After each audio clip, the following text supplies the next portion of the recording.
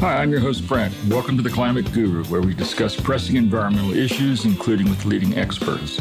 Join us for insightful conversations to inform and inspire action in your everyday life.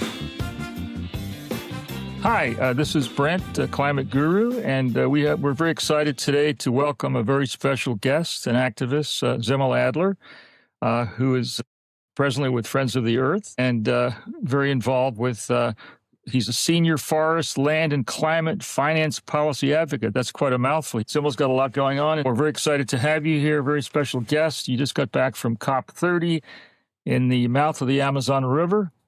So how are you doing today? I'm good, Brent. Thank you so much for having me. Thanks for joining us. So I guess maybe we can start with, you were fortunate to go to the Conference of the Parties 30. Tell me how it went for you. So yeah, I participated in the delegation with Friends of the Earth International to both the People's Summit and the Conference of the Parties to the UN Framework Convention on Climate Change, which is known as the COP for short, the 30th annual one. And the experience was very intense. It was very active for 2 weeks. The People's Summit process was a massive social movement gathering that happened parallel to the first week of the UN official negotiations and brought together over 20,000 people to discuss solutions on the climate crisis from grassroots experiences and frontline communities. And the COP negotiations themselves were very mixed. And we saw a lot of what has been an increasing trend over the years of corporate and multinational presence and influence, and unfortunately not as many positive outcomes that we were hoping to see in terms of stronger action to combat the climate catastrophe we're facing. We'll talk about the official proceedings that you were part of, and I guess one of the big issues that people were expecting and hoping from the last two COPs was a roadmap away from fossil fuels. That was one of the big expectations that was expected and hoped for. That didn't go forward except for Brazil's effort to put together the Tropical Forest Forever facility. And I guess the other big issue is nationally determined commitments, which are the promises by individual countries to reduce their fossil fuel emissions, carbon and others. And I know there's a big disappointment in that. You know, we're on track to exceed the 2.0 Celsius, 1.5 degrees Celsius set out in Paris. And so that was a big thing. And I understand there were 1,700 lobbyists from big oil and big agricultural companies and so on and so forth. So overall, it was a big disappointment. Do you feel that way as well? Certainly was disappointing. We are at tipping points, like you said, in terms of the Paris Agreement commitment 10 years ago. This was 10 years since that Conference of Parties meeting, where that 1.5 degrees Celsius measurement was determined. And even in 2024, while it's not measured, I think, in terms of annual changes, we are dangerously close to passing that. And so the level of severity that we're in right now is incredibly high, and the outcomes of these meetings didn't really reach that moment. But I wanted to name a couple other things regarding what was unique about this COP, and then can touch on the roadmaps around fossil fuel phase out, as well as the roadmap on deforestation and the TFFF, the Tropical Forest Forever facility. Please tell us about all that. Mm-hmm. Yeah. So just in terms of where were we? You know, we were in the northern state of Pará in Brazil, which is located at the headwaters of the Amazon River and reaching into the Amazon rainforest. So that just really set this scene in a way to really focus on forests and really focus on the issue around deforestation, especially due to agribusiness. And 60% of the Amazon rainforest is in Brazil, and it's been greatly deforested over the past several decades. So the Brazilian COP presidency, André Correia de Lagos, set out to really highlight this. And, there was lots of signage throughout the buildings and even throughout the city of Belém about, this is This is the forest COP. This is the COP in the heart of the Amazon. This is the Right. COP of truth, Amazonia COP. So this message was really out there. And unfortunately, at the end of the meetings, this COP of the Amazon didn't end up really delivering on any negotiated plans across nation states to protect forests or stop the causes of deforestation. And, another thing that is really relevant to where this conference took place is that almost half of the indigenous population in Brazil lives in the Amazon rainforest.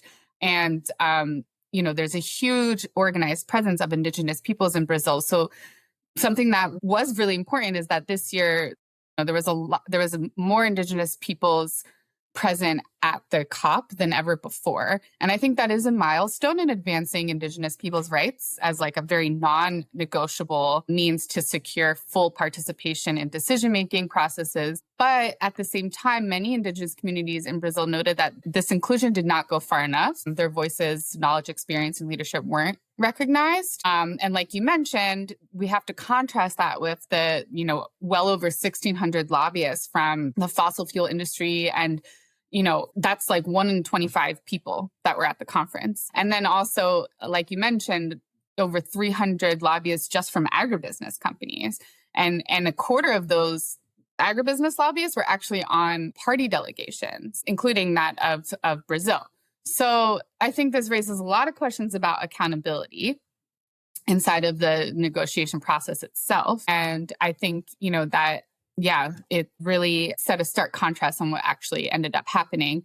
I think the other thing I wanted to mention too about this year's COP and how it was sort of unique in that it was the first time in several years that it was in a country that had enough civic space for there to be meaningful, peaceful public demonstration and protest. And I think that is really critical. And what is, partly what allowed there to be such a robust People's Summit. Yeah, last year in Azerbaijan, which is not only a petrostate, but a state that has a lot of repression. I understand from Thunberg and a lot of other people, there was no opportunity to really for these civic organizations and local organizations to be there, to be present, to feel safe. Although I understand the indigenous community did something of a little hijacking and blocked part of this official meeting so they could get some recognition.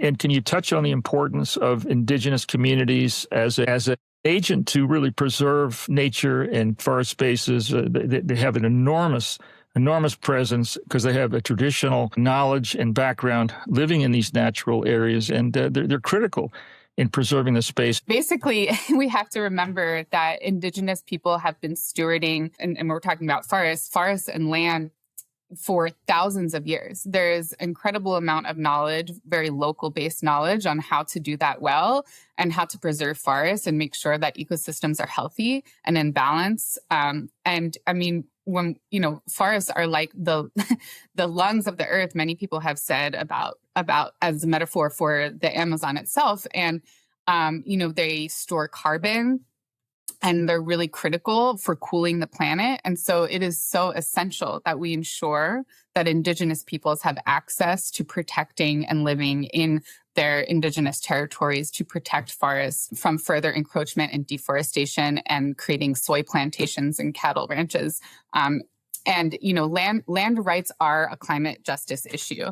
And I think that's why many indigenous peoples were pushing for inclusion at the COP, because especially those living in the Amazon, in the state of Para, or in that region, who came to the venue to deliver messages and bring their children and communities and bring their voices inside, because they were not included in the dialogues themselves. And I really encourage people to learn about the Munduruku, who I think you were referencing this action that they led, a very powerful protest of going inside the official space to bring attention to how soy production is destroying rivers and forests and their very lives, and just really saying, this is our land, this is our territory. We want to be part of this solution, and you need to respect that. I think many indigenous people who demonstrated at the COP, both inside and outside, are, demanding demarcation of their territories so that they, like I said, can continue protecting forests and protecting all of us.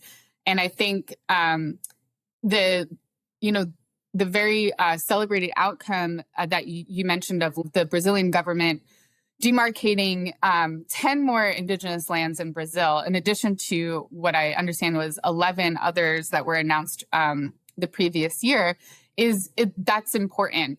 I think it's really critical that honoring and legally recognizing land rights of Indigenous people continues to happen, as it is a means of preventing deforestation and industrial agribusiness and extractive industry encroachment.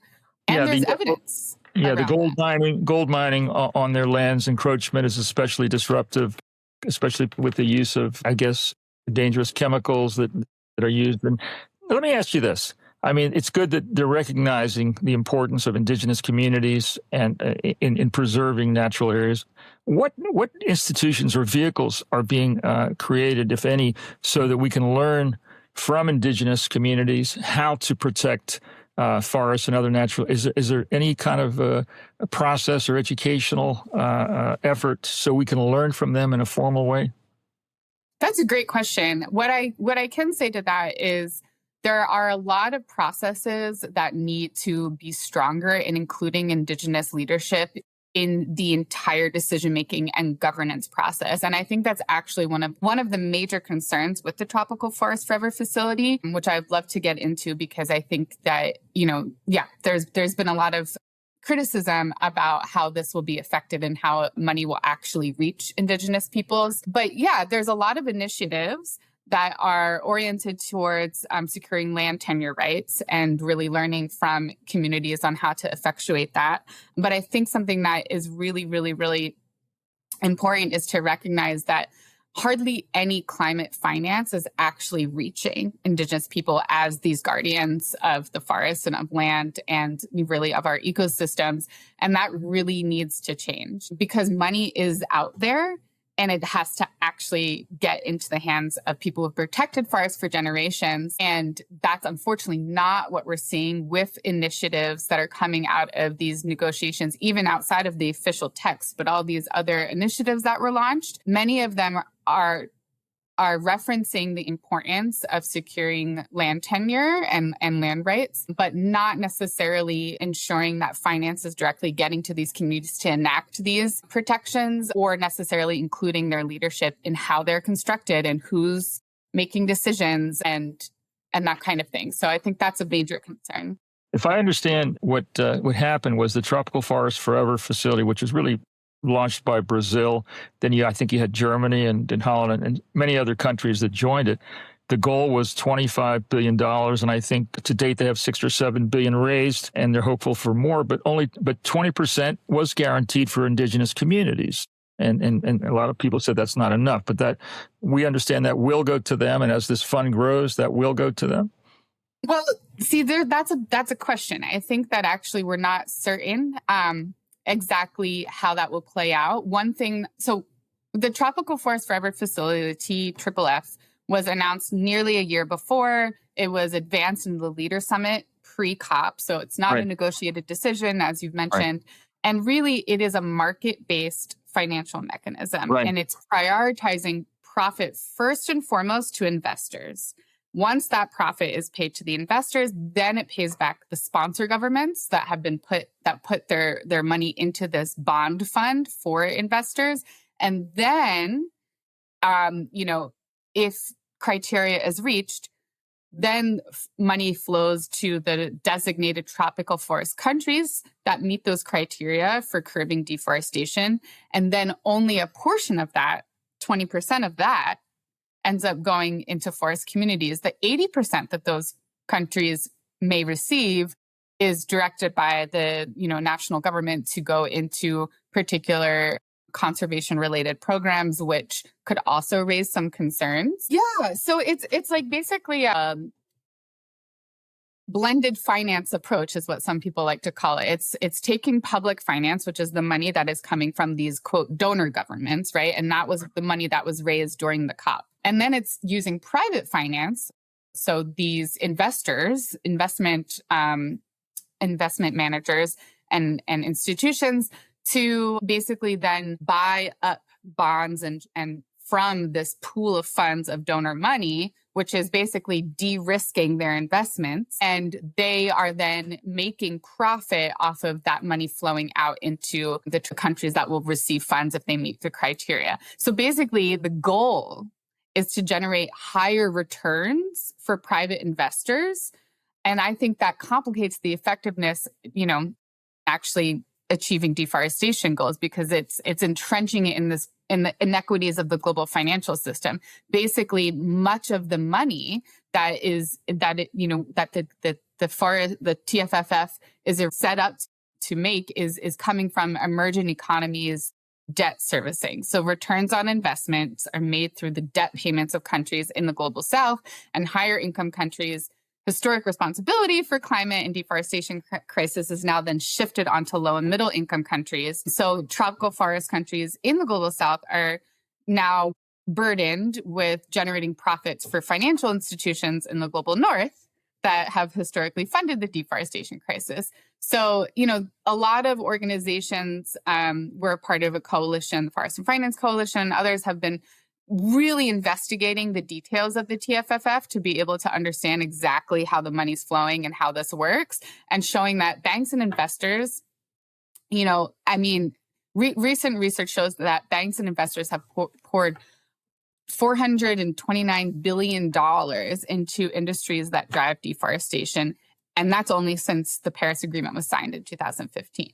Right. So do we really want money that's supposed to go to forest protection, flowing to these investors first and foremost? I don't think so.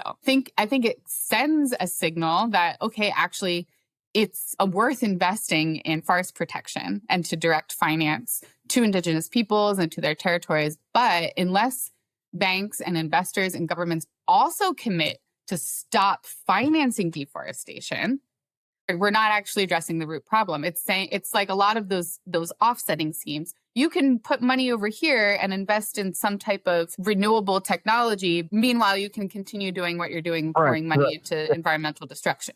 Yeah, looking at the big picture, I guess since the last several hundred years, forests were 31% of the world's surface, and we've lost maybe a third or more. And a lot of that has happened recently in the last many decades because of commodities in Indonesia, conflict, palm oil in Brazil, and in the Sahara and other places in the Amazon. It's mostly, I guess, cattle is 70 or 80% of it. When beef cattle, when they knock down the forests and burn them, either by people who are stealing it and then sell it. And the biggest beef companies are bringing in enormous amounts of beef to China, to Western Europe, the United States. And so that's not really starting. And an area the size of the United States has been deforested, or bigger. Right.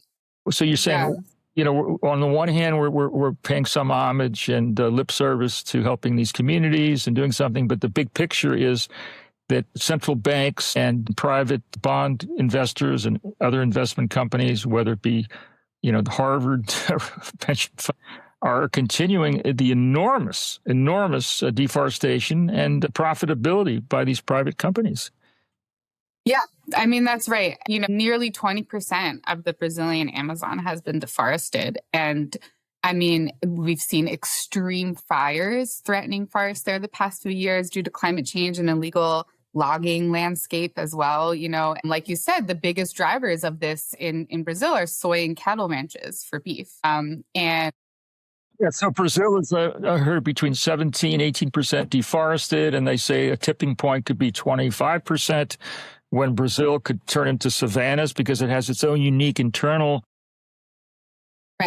hydrology, and that could change, and then the Amazon becomes a source of carbon rather than sequestering carbon. In fact, some people have said it's already become a source. Yeah, and it's an epidemic of critical species loss and violence against land and environmental defenders, increasing the whole planet's vulnerability to climate disasters. So, that's why it's really disappointing that with all this spotlight on how critical it is to protect the Amazon rainforest, we left the COP without as much meaningful action towards that. The presidency did initiate a separate presidency-led roadmap on deforestation as well as on fossil fuels, since they were not negotiated in the final text. And actually, the only reference to forests is in the preamble of the Moretau, which is the final declaration or outcome document synthesizing all of the consensus that came out of the COP negotiations. So that is going to convene countries at a high level dialogue and hopefully present on the outcomes of that at the following COP next year. So that's something for us to track, but it is not part of the sort of package of negotiated agreements between countries on how we're going to achieve, ending deforestation. You mentioned there's a lack of disclosure. Central bank and governments don't require the corporations within their jurisdictions to make disclosures of what they're doing about their investments that cause deforestation and human rights issues of labor. And the amount of land that's owned by BlackRock and other private companies that are causing deforestation is enormous, and the profits are enormous. So that's an area where I think there could be some pressure put on those whose money's being used. Yeah, and I think this is another reason why we really need these international negotiations to result in binding agreements, because what ends up happening is that there's a lot of voluntary market-based initiatives that really entrench the financial system as it is. And when we can have stronger regulation, around how countries, like you're saying, regulate and manage and ensure disclosure and ensure safeguards, environmental, social, and governance safeguards, as well as making sure that there's actual redress mechanisms and accountability for harm. All of these things need to come under like a comprehensive legal system. And that is not what we see proliferating in these meetings. Instead, there's lots of money to be made out of how to technologically fix the issues that we're facing and sort of paint a greenwashing picture that these industries that are causing this can also fix the problem. And it's a lot of what, metaphor of the fox in the hen house type thing, where, you have that influence in how the solutions are being crafted. So there's a big deception campaign, like I guess there was on the part of big oil, under the guise of protecting. It's really greenwashing, which we see in so many industries, and they're continuing to destroy. So are there any meetings or conferences that take place to discuss these specific issues? Because when you go to the next COP 31, which I guess will be in Turkey in a year, this is one issue. So it seems to get lost, and there's a lot of resistance by the global north and these corporations to even discuss these issues or even discuss fossil fuels and oil. So can you have some forums in other realms to address these issues? Love to talk about the forums of solution coming from the people. And the People Summit in that regard. But yes, certainly at the international level, there are other UN meetings and intersessional meetings that continue discussing the commitments that were made and delivering, especially around finance issues. But I think we had a huge issue with adaptation finance at the COP. And so, I personally am not following exactly like when these intersessional meetings take place and the dialogues around them, but there's many opportunities for exchanging information. That's partly why, I guess one positive thing that came out of the COP as well was this commitment to combating disinformation on the climate. That was Lula's big thing going into it. There's so much disinformation about climate change that big oil started in the 70s, very specific disinformation campaign that's been written about and Congress has had hearings about. And that was Lula's big thing, that going into the conference, did anything come out of that as far as combating disinformation about, in this instance, not only oil and fossil fuels, but destruction of forests?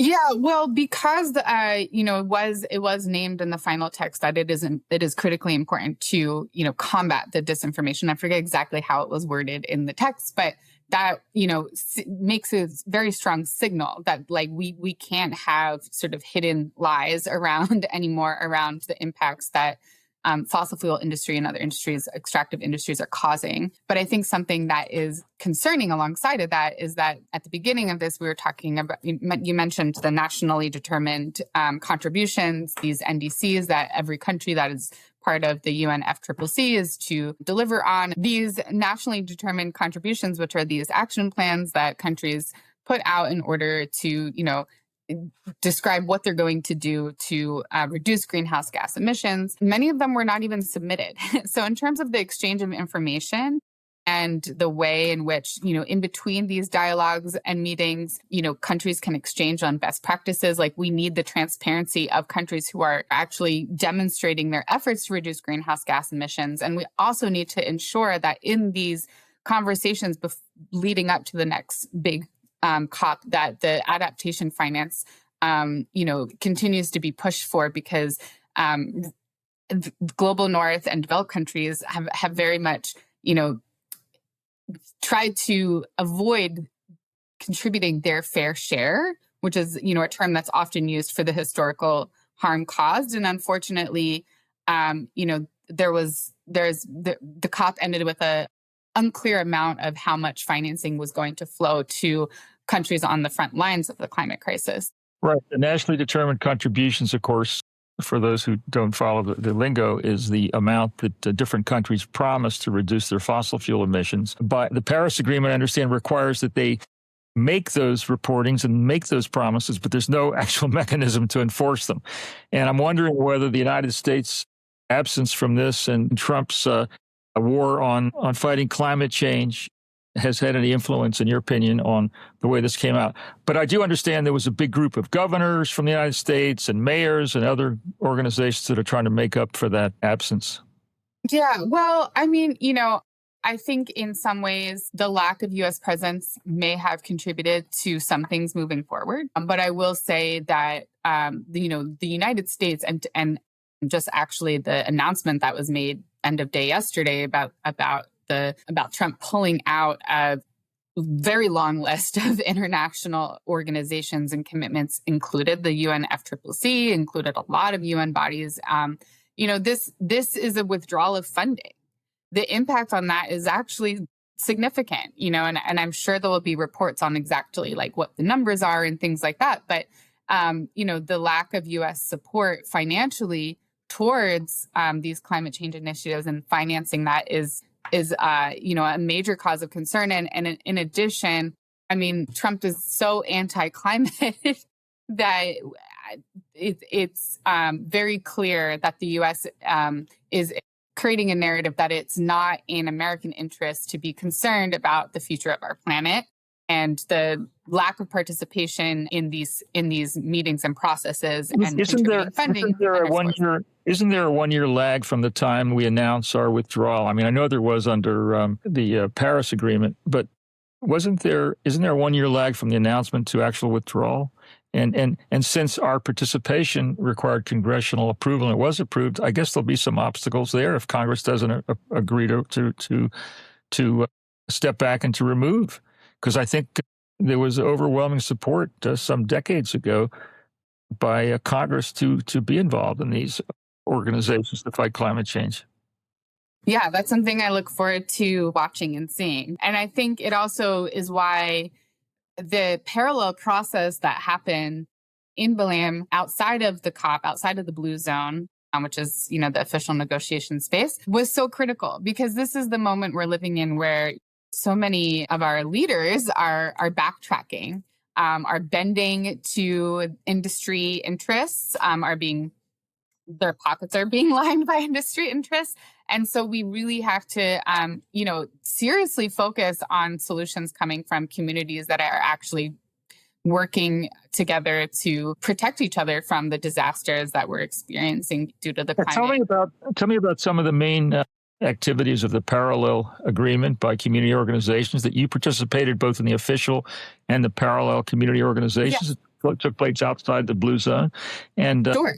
What plans are there to influence these by these community organizations of the main outcomes of these agreements and to influence the critical issues we're facing with reaching tipping points now with climate change? We're way over in terms of emissions where we need to be. So what influence can these organizations have on the big process? Yeah, well, the People's Summit, as it was called, it took over 2 years to organize with the leadership of cross-sectoral social movements rooted in Brazil and a political commission of over 45 organizations, including Friends of the Earth International, to really build this agenda. So, and then, like I mentioned, over 20,000 people were brought together. So in terms of the space itself and and who is bringing solutions forward around how we protect ourselves and the planet. I mean, this is a massive global undertaking of organized community organizations, regional, national, and international. 20,000 people. That's amazing. I mean, I think there were 50,000 people, that were expected in Berlin, and they had to use cruise ships to house them. So 20,000, almost half of them were from these community organizations and NGOs. Yeah, there was a huge presence. Many people were also participating in the COP, but I would say it seemed from my experience being there that most of them were not. People came to attend the summit, and there was a very central focus on Indigenous leadership.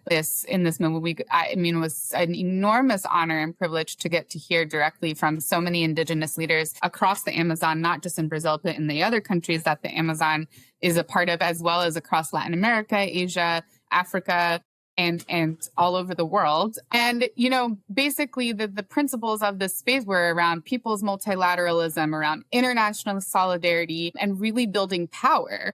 And so, what basically we convened into dialogues across like 6 different axes of what we called convergence. And these were different areas that talked about issues related to corporate capture, to food sovereignty and agroecology, to democracy, to feminism, and so many other intersecting issues, and really presenting what are people doing at their local and regional and national levels to be organized in order to actually, for example, like practice agroecology, practice farming without the use of chemical pesticides and without the reliance on export commodity crops. How does that build resiliency at the community level to feed populations? Or discussing other ways that how are communities organizing where there are extractive projects, mining, big oil, otherwise, to prevent that? And what are they doing? What are their legal routes and other resources? So it was a really critical space of exchange on how we unite our struggles and our campaigns and our fights through the solidarity lens, to really put out this very bold and visionary declaration, which was one of the outcomes. So this political declaration that came out of the People's Summit, I really encourage people to read it. You can go to friendsoftheearthinterntional.org, FOEI.org to check it out, or the People's Summit website, clear roadmap on how to face the challenges we're facing. That's great to hear, because, a lot of times we forget it's not just international organizations and on a global level of these organizations that are making decisions, but also local. I think 3/4 of climate resilience and adaptation can be made on local levels, whether it's the United States, cities, states, and even in Africa and other places in the global South, how to influence local decisions and local activities, whether it be gold mining or extractive industries. So even if we're losing the big picture at the United Nations, local influence can be had, and these organizations know how to do it, or learning how to do it, and influence things locally to really improve workers' conditions, as well as to really arrest these very, very dangerous extractive industries and food industries, whether it be cattle or whether it be soy or others. So that's very encouraging to hear that on the local level, a lot of change can be made. Also, what happened during the People's Summit is that the government actually purchased 146 tons of food from family farms in Brazil through this food acquisition program. 30% of the food that actually was served officially at the COP was purchased from small farmers. No kidding. And the rest of it was being fed into the People's Summit, which served over 21,000 meals every day. Okay. And I mean, and we're talking about food grown without pesticides, organically, agroecological methods, food that's supporting. So the Brazilian government is trying to encourage that in buying locally grown food, which is grown organically or without pesticides and methods that don't destroy the land. So that's very encouraging.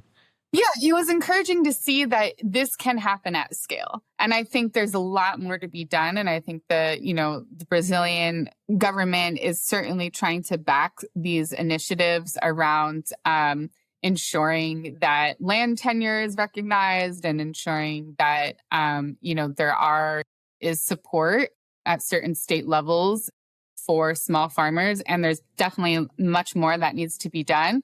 But I think what this demonstrated is that if you create the space and make it possible for feeding people at this kind of regional scale, it can happen. And I think that's what we need to see more of, and was just one of the concrete outcomes from the People Summit. So that's great news, and I guess hopefully there's kind of movement in Africa. I mean, the Congo is the second biggest tropical rainforest, and it's being deforested and fragmented at an alarming rate. So are there efforts like this that are taking place in Africa or in Asia, which is another area that's of critical concern, to promote local farmers that are doing things in a ecologically sound manner?